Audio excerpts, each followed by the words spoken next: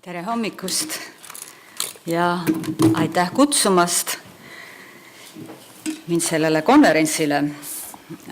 Austatud korraldajad, minister, kes küll on lahkunud, aga me mõistame teda, suursaadik, külalised. Mul on hea meel teie ees esineda just täna, Kadripäeval ja sellel päeval, mis langeb Kadripäevaga kokku, naistevastase vägivalla vastu võitlemise päeval.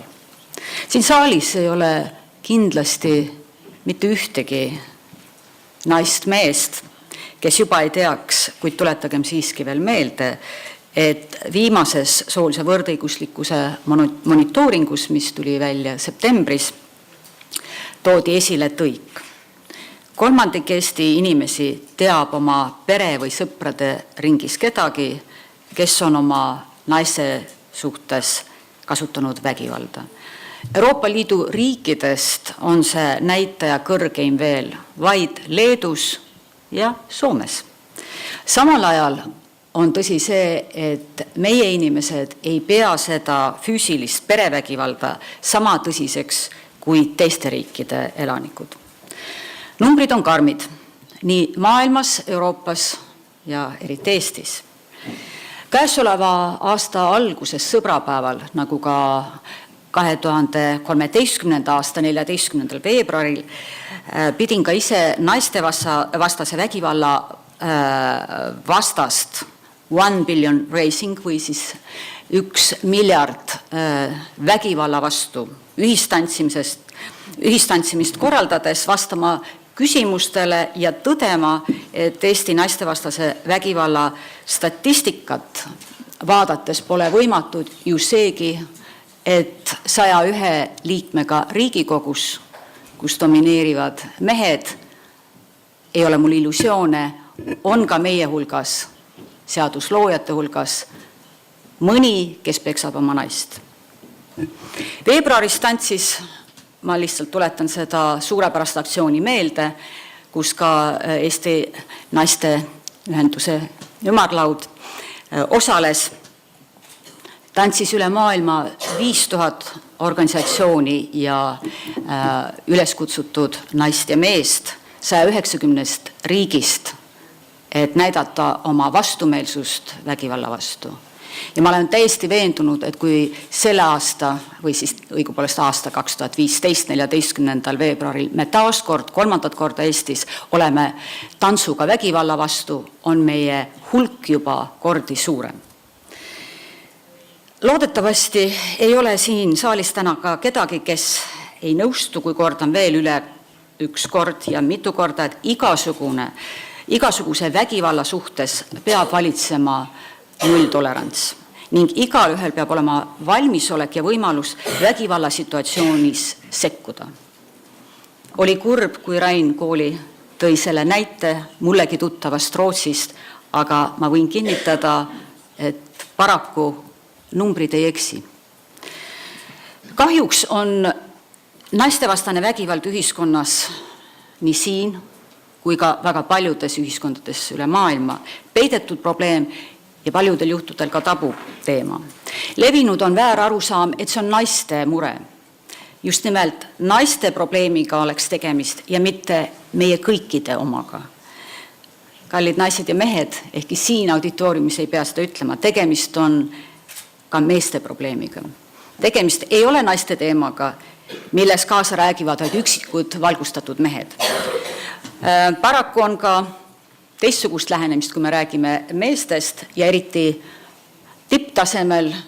Just eile olin sunnitud lugema Türgi presidendi Erdogani sõnavõttu võrdõiguslikkuse teemadel, kus ta ütles, et mehi ja naisi ei saa kuidagi võrdsena kohelda, et see oleks loomuvastane. No way, Mr. President. Nii ei ole. Seda enam on mul ülimalt hea meel, et tänasel konverentsil enamus esinejatest, kui ma vaatasin programmi, on mehed. Täna on endiselt tõsi, et mehed saavad öelda Eestis asju, mida naised ei saa, ning neid kuuldakse asjades, mille puhul naisi ei kuulda või ei soovita kuulda võtta.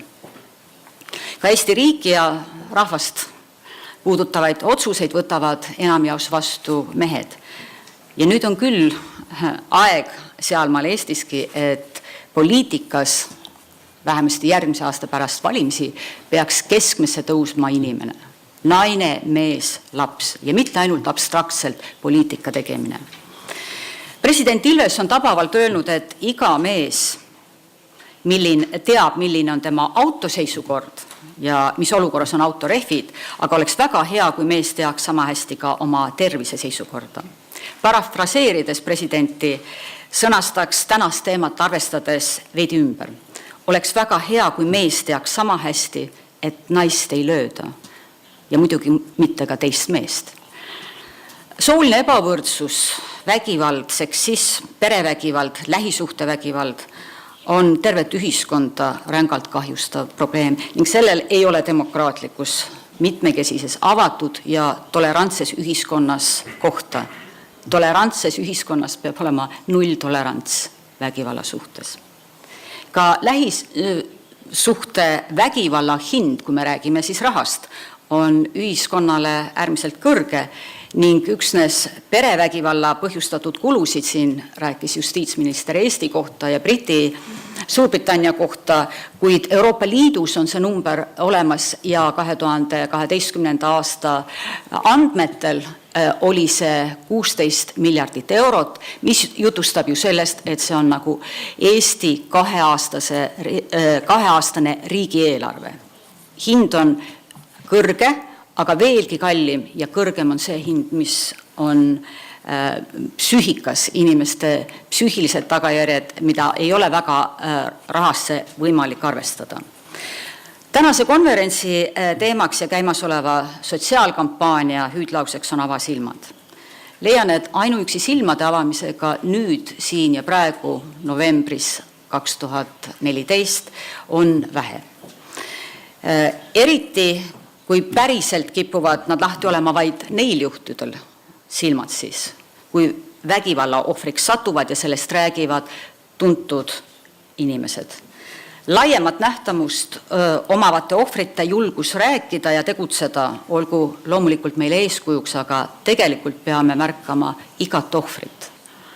Mul on hea meel, et enne mind kõnelnud justiitsminister allkirjastab Euroopa Nõukogu naistevastase vägivalla ja perevägivalla ennetamise ja tõkestamise Istanbuli konventsiooni. See on tõsi, et Eesti lihtsalt ei saa enam endale lubada jätkuvat lähisuhte vägivalla kasvutrendi. Minu meelest on mõõt täis ja Istanbuli konventsiooniga võtame endale kohustuse tagada vajalikud muudatused seadusandluses ja kõik tugiteenused naistevastase ja perevägivalla ohvritele. Teenused, millest täna on hädasti puudus, mis vajavad kõigi abivajajateni jõudmiseks hädasti lisatuge ja tähelepanu. Mõistagi raha. Nii et riik võtab kohustuse kaitsta oma inimesi, kohustuse, mis teile kõigile on alati olemas olnud, kuid mida aeg-ajalt on täiega ignoreeritud.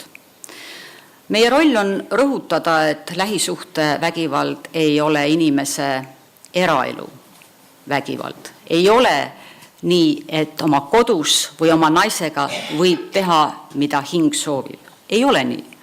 Lähisuhte vägivald on kogu ühiskonna probleem, valus probleem ning sõnum on selge nulltolerants. Seda sõnumit kinnitab nii kampaania, mis on alanud, seda sõnumit peaks kinnitama tegelikult väga paljuski Eesti poliitika täielikult, aga ta paraku siiani ei tee seda. Nii et meil on vaja tegusid. Riik peab leidma selle tahtmise ja võimalused vägivalla ennetamiseks, aga nagu ka jutt oli, ohvrite toetamiseks ja abistamiseks.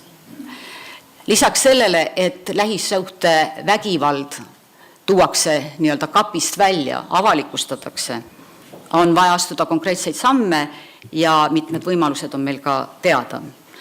Käesoleva aasta esimeses poolaastas läbi viidud lähisuhte vägivalla teemaline uuring näitas meile näiteks, et vaid 1/3 tervishoiutöötajatest on veendunud, et perearstide poolne järelevalve on vajalik ja lähisuhte vägivalla korral tuleks teavitada politseid. vaid kolmandik. Kõige rohkem jääb puudu Eesti tervishoiusüsteemi toest ja nõust, kes hetkel teemaga süvitsi tegelenud ei ole. Seega, siis probleemiks jääb koolitamata arstid, 75% Eesti perearstidest ei ole lähisuhte vägivalla koolitusel käinud. Seega, kui probleemiks on sellel teemal koolitamata arstid, tuleb neid koolitada. Kõik esmatasandi abi andvad arstid, aga ka sotsiaaltöötajad, õpetajad, nõustajad peavad olema võimelised lähisuhte vägivalda märkama ja oskama sellele reageerida. 13 Eestis tegutsevad tugikeskust, kelle juhid ja töötajad siin on, peavad omama kõiki võimalikke vahendeid. Lihtsalt peavad, et pakkuda ohvritele turvalist varjupaika, kriisiabi, nõustamist ning vajadusel ka reaalset tuge uue elu alustamisel. Nende eluliste teenuste kättesaadavus ei tohi sõltuda heatahtlikust Norrast, aitäh, või heade Eesti inimeste annetustest. Riik ja omavalitsused peavad tegema kõik endast oleneva, et tegemist oleks igale võimalikule ohvrile teada ja kindlust pakkuva võimalusega. Nagu te teate, Euroopa Liit on omalt poolt kaasa aidanud läbi õiguste ja kodakondsuse programmi, konkreetsemalt läbi Daphne programmi osa selle teema puhul. Juba 14 aastat toiminud Daphne on olnud tõeliselt mõjukas, ainuke omataoline Euroopas ja üheks prioriteediks on just nimelt teadlikkuse tõstmine meedias, tervisesektoris ning õigussüsteemis. Loodetavasti suudavad Eestis tegutsevad organisatsioonid ka edaspidi lisaks kohalikele võimalustele kasutada kõiki rahvusvahelisi ressursse. Aga riik omalt poolt peab tegema, et neil oleks selleks võimalus ja vajalik tugi. Kui tahame, et meie ühiskonnas valitseks lähisuhte vägivalla osas nulltolerants, peame looma selleks võimalused. Selleks on poliitikud, selleks on Riigikogu. Ja mehed, naised, we can do it. If there is will, there is way. Hea tahtmise korral on võimalik kõike teha, aga see tahe peab olema. Sest valikut ei ole.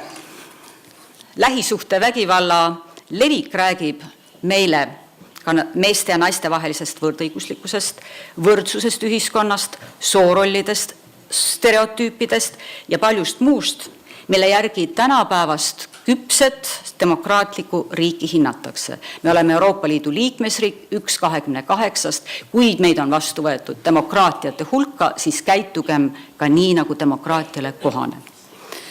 Ma tänan omalt poolt Eesti Naiste Varjupaikade Liitu, Eesti Naisteühenduste Ümarlauda ja võrgustikku Mehed vägivalla vastu juba praegu tänaste arutelude, aga ka tänaseni ja tulevikus tehtava töö eest ja loodan, et teile, meile, kõikidele meie ühiskonnas tekib aina enam toetajaid.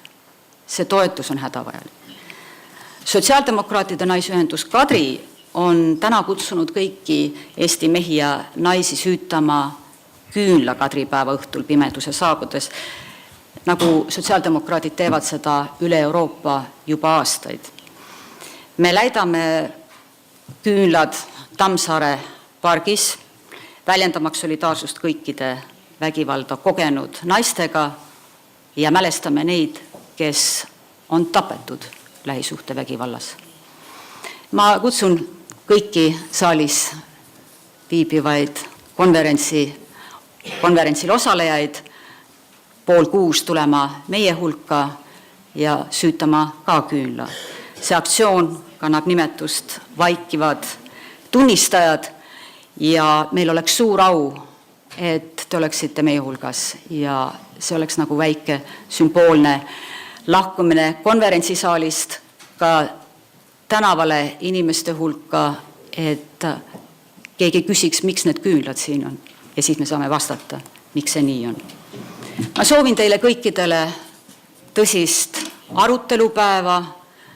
Olen väga rõõmus, kui saan aidata jätkuvalt nii Varjupaikade Liitu kui Eesti Naiste Ümarlauda ja ma arvan, et Eesti naised, nagu ka valgustatud Eesti mehed, on aru saanud, et tegelikult demokraatlikus ühiskonnas mitte ükski teema ei ole teema, millest ei või kõnelda ja veelgi enam teema, mille puhul ei võiks midagi ette võtta. Üheskoos oleme me tugevad. Aitäh! Aitäh, Marianne Mikko! Ja kui te imestate, et mida me anname oma kõnelejatele, neid halle karbikesi, siis siin sees ei ole miniatuurset kullakangi või meenemünti, siin sees on valge lint, ehk siis ülemaailmse naistevastase vägivalla vastase võitluse sümbol. Aitäh! Aitäh!